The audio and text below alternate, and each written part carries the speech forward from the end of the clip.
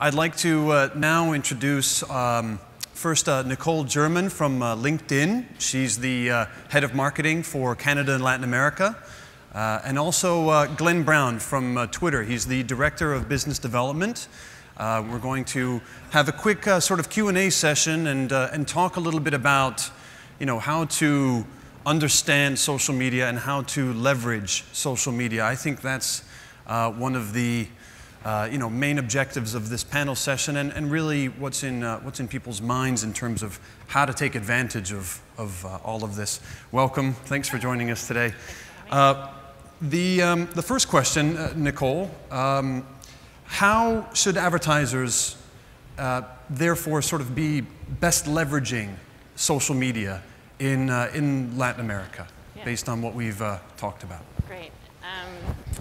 Well, I think social and social media, and sometimes we talk about it as social marketing, is really about a number of different things. It's about, from our perspective, it's about reputation management, it's about networking, it's about thought leadership, it's about branding, as well as lead generation. So there's a multiple scope of it. So when we look at social, it's not that you just have an audience anymore, you actually have a community. So you have an interaction of people that are out there talking about your client brands or your own company brand. So it's really important to be engaged. And I think first and foremost, we talk to our partners, our agencies, and their brands to really say, what is the objective?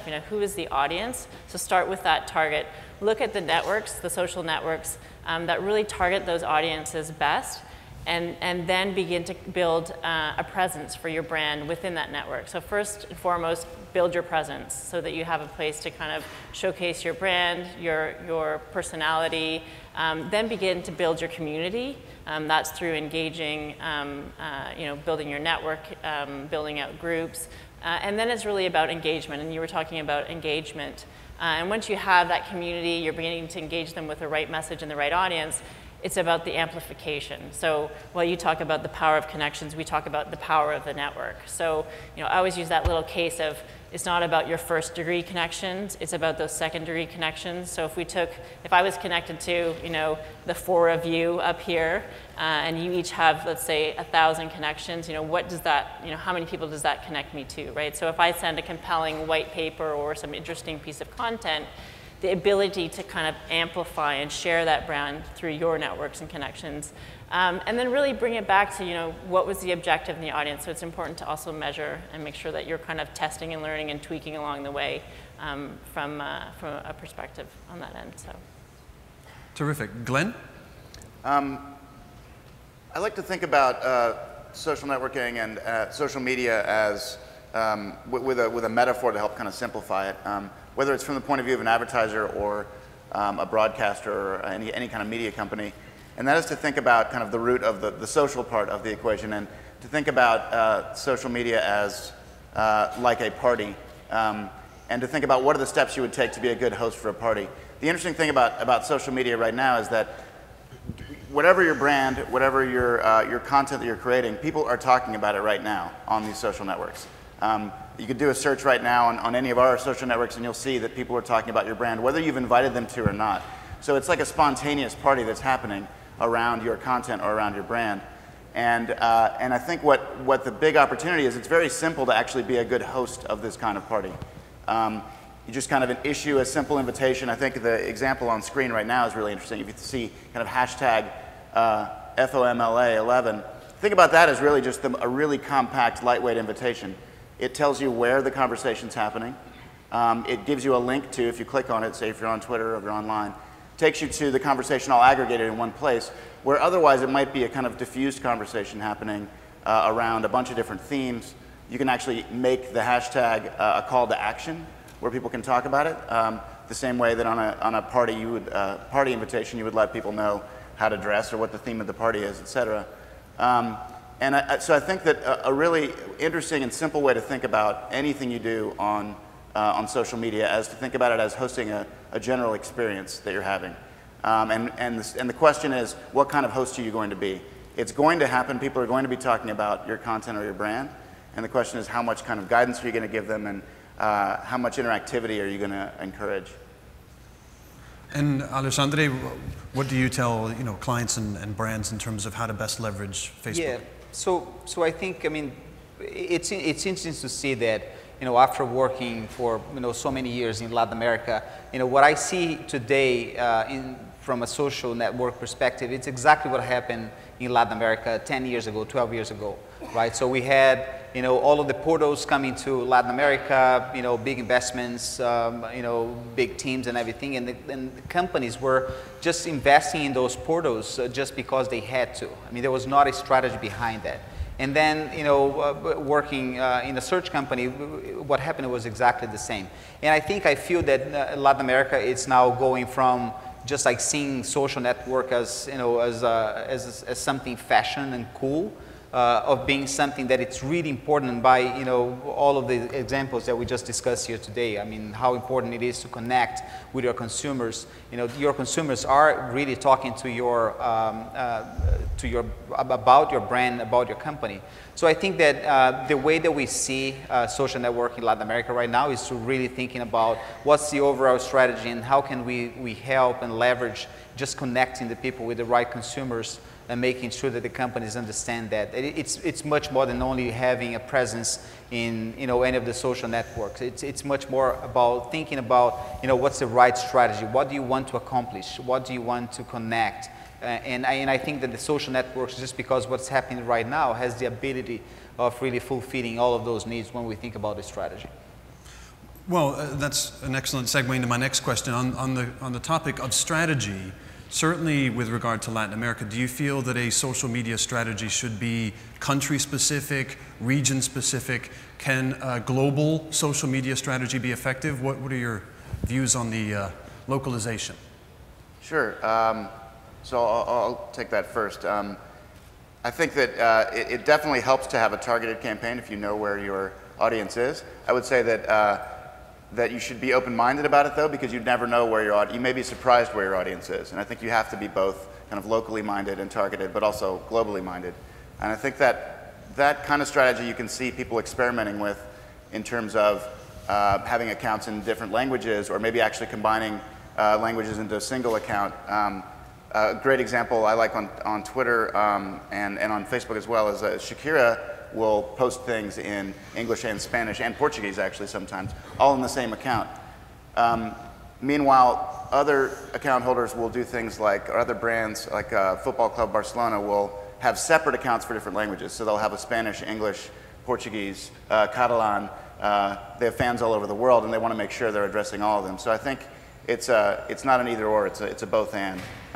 Yeah, and I would agree with that. I mean, I think it also comes back to kind of your corporate marketing strategy and how what's the infrastructure and how you're built out. But I think it is a combination in the sense that there is going to be relevant content globally that's going to be relevant, whether it's like the Nike case study from Amsterdam, which was really cool, I love that, is relevant to all of us here, right? I mean, I think that's fascinating. But in the same vein is that you also want to make sure that you're delivering, that relevant content. So if you're a Brazilian living in Brazil and you really want to understand, so how are, Brazilian companies leveraging? It's a different culture, it's a different way of doing business, there's different nuances and that sort of thing. So I think, that's important. Or from a more corporate perspective too, is that, if you launch products and they're not available yet in Colombia, then you better make sure that that's not being broadcasted to the Colombians, because it's a frustrating interaction with your brand. So I think that's, the being careful of when you combine the strategies, I think, so.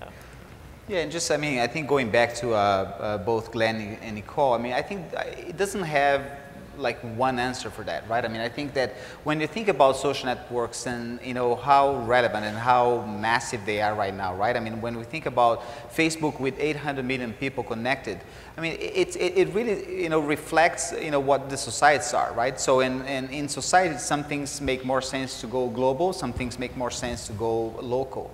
And we have some great examples of companies like Nike, for example, that have Nike has this, this strategy of having a global framework, but then they have like specific, local pages, per country, and that works very well. And they, they really talk to the consumers in a very different way depending on the countries. And then you go to companies like even Adidas, who has, this global strategy and really one message to everybody, because that's how they want to reach their people. So I think it doesn't really have one specific answer. But the good thing is that because it's so relevant, because it's so big, it's easy for us to really adapt depending on the needs of the clients. Yeah, and I would just add to that too is that, I mean, we're living in a global world, right? So when you leverage these social networks, they are global. So you can take, we have a great case of a small entrepreneur out of a suburb in Toronto who sold equestrian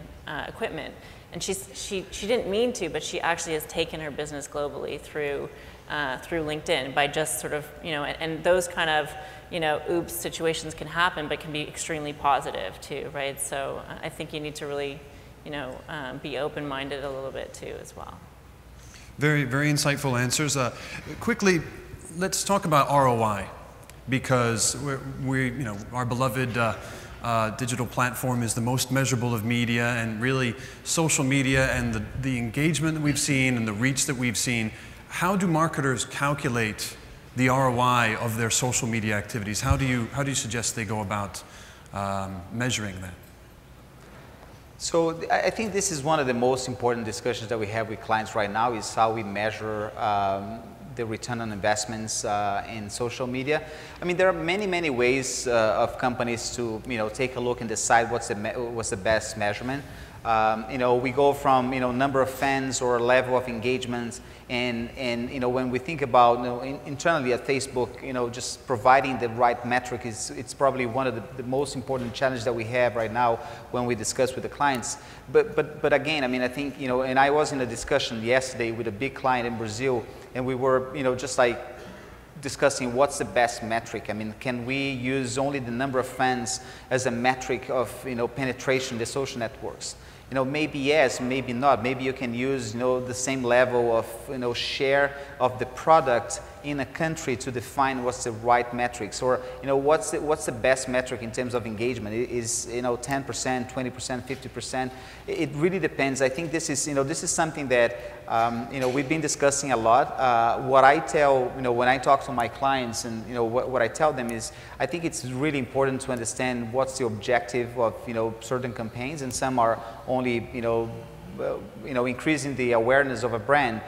Some other metrics are just driving people to the point of sales and sell more things. So I think that we have a challenge as social network companies. We have a challenge of really providing the right metrics and to prove how efficient those campaigns are. But the numbers are there, right? It's easy to calculate those numbers. It's just a matter of defining what's the right ones. I think, to Alexandre's point is, for sure, set out your plan, set out your objectives, before you kind of kick your plan or your social strategy or what have you. But really ROI comes down to saving money or driving revenue, right? And so I think you need to measure for sure the effectiveness of your campaigns and your marketing initiatives, and probably online and offline, and however you're running that. So what are click-through rates? How many leads did you generate? How are you doing on search analytics? And it's important to measure that, but it's also important to set the benchmark. So before you kick off your social strategy or a large campaign, it's to sort of say, well, this is where we are today, right? And after 12 months or whatever it is from running that campaign, here are all the metrics from the campaign, which show we've got recommends, we've got followers, we've got all this great interaction, engagement with our client base, but also we've acquired more transactions, we've acquired more customers, or we've ultimately acquired more revenue, or my cost to market to that consumer base has dropped, right? So that's where, you know, the big guys in the CFO office, or, you know, who's, approving the budgets, are going to come back and say, it's great that you've got, you know, there's always discussion about what's the value of a like or a recommend or a share or that type of thing, which I think is really important, but it's also to kind of combine it with those, you know, those hard kind of value metrics. So it's set out those benchmarks, say, you know, here we are today, and where do we get, and based on your sales cycles too, is you'll have a sense of what's that time period to really measure, because it may not be overnight per se. So. I think there are a few really interesting things happening around kind of metrics and ROI on advertising and social networks. One of them that's emerging, I think that's really maybe the most exciting, is kind of the ratio between paid media and earned media or organic media. So basically, there are opportunities for generating buzz or for attracting attention around your brand or your company that come through paid media, but also the kind of organic lift that you see from an advertisement, or sometimes vice versa. Sometimes you'll see something trending on Twitter that is trending because people are organically talking about it. Like I said before, they may already be talking about your brand, or because there's something in the news that has them talking about it. And then you'll see companies take advantage of that organic trend by then adding promoted advertising to it, and then measuring basically what's the relationship between the paid media versus the organic media. And sometimes it happens in reverse. I think a couple great examples. Discovery's a sponsor here. They did a great campaign around Shark Week recently, where they had promoted trends on Twitter that then turned into organic trends. So basically kicking off a campaign with paid media and then seeing how the organic ripple effect works. I think that's a really interesting ratio to pay attention to. Another interesting thing that's a big opportunity, I think, is being able to measure not just online kind of brand lift, but offline brand lift. So with things like hashtags on air during TV shows or during commercial breaks and things like that, we're finding something that didn't really ever exist before, which is a way to measure brand lift or user engagement where users aren't necessarily even online, where it's much easier to measure, but they're taking interactivity that's happening offline or on air and bringing it online, which I think is a really interesting opportunity. And finally, there's a flourishing market now, as many of you know, and definitely as ComScore knows, in third-party companies that will help you measure your presence on social media networks and help you understand your ROI better. So there's a rich market of startups that can measure your brand impact across all the social networks or on specific ones to give you a sense of just how popular a particular campaign is. Terrific. Thank you very much for those insightful answers.